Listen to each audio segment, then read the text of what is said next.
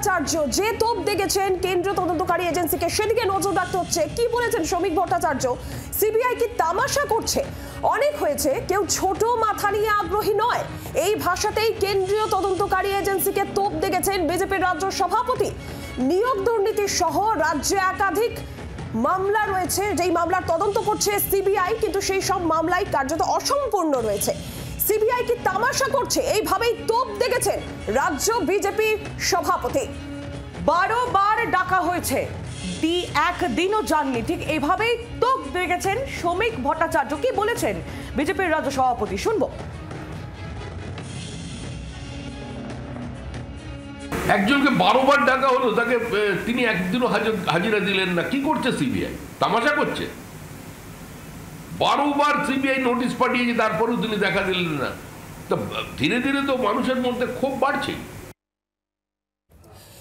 এরই পাশাপাশি শ্রমিক ভট্টাচার্যের বক্তব্য, সিবিআইয়ের কাজে গতি বাড়াতে হবে, ছোট মাছ খেয়ে কারোর ভালো লাগছে না, তোপ দেখেছেন তিনি। শুনুন আরো কি বলেছেন।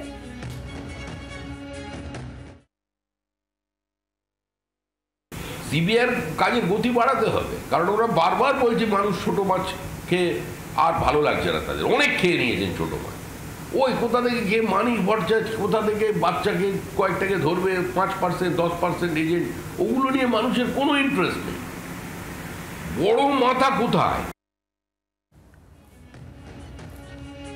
শ্রমিক ভট্টাচার্য তার বক্তব্য আমরা শুনছিলাম, আর এই বক্তব্য সামনে আসার পরে স্বাভাবিকভাবে নীলাঞ্জনা, স্বাভাবিকভাবে এই বিষয়ে এখন রাজনৈতিক চাপানো তো শুরু হয়েছে, কিন্তু কোন বিষয়ে কোন প্রেক্ষিতে তিনি এই বক্তব্য সামনে আনলেন সেটাই কিন্তু এখন বড় প্রশ্ন। সিবিআই কি তামাশা করছে? ছোট মাছ খেতে কারোর ভালো লাগছে না, বড় মাছ দরকার, বড় মাথা দরকার, ঠিক এমনই বক্তব্য শ্রমিক ভট্টাচার্যের। মৌমিতা চক্রবর্তী আমাদের প্রতিনিধি সরাসরি আমাদের সঙ্গে রয়েছেন, চলে যাব মৌমিতার কাছে। মৌমিতা, যেখানে বিজেপির তরফ থেকে কেন্দ্রীয় এজেন্সির হয়ে বরাবর সওয়াল করা হয়, সেখানে বিজেপির রাজ্য সভাপতি তার এহেন মন্তব্যে স্বাভাবিকভাবেই তরজা শুরু হয়েছে। কি থেকে এই বক্তব্য শ্রমিক ভট্টাচার্য তিনি আনলেন?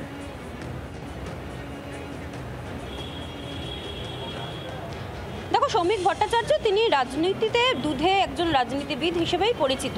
শ্রমিক ভট্টাচার্য এটা বারবার ভালো করেই জানেন যে সিবিআই এর পারফরমেন্স নিয়ে এই মুহূর্তে যেমন শাসক দল বা অন্য রাজনৈতিক দল তারা প্রশ্ন তুলছেন, তেমনি সিবিআই এর পারফরমেন্স নিয়ে কিন্তু সাধারণ মানুষের মনেও একাধিক প্রশ্ন এসছে। তা সে আরজি কর আন্দোলনের রেজাল্ট হোক, তদন্তের রেজাল্ট হোক, কিংবা শিক্ষা দুর্নীতি সহ একাধিক ইস্যু।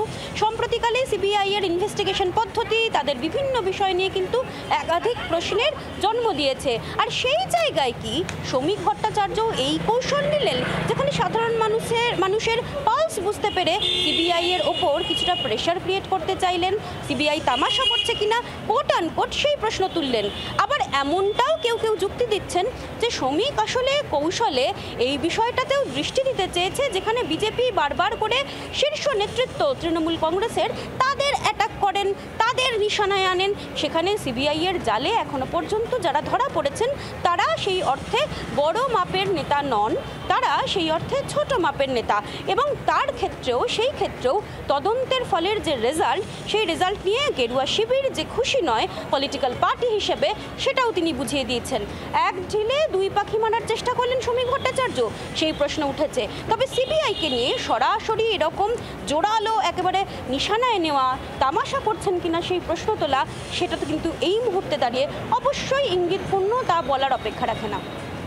একেবারে মৌমিতা, ধন্যবাদ তোমায়। বাংলার আওয়াজ, বাঙালির আবেগ, জি 24 ঘন্টা।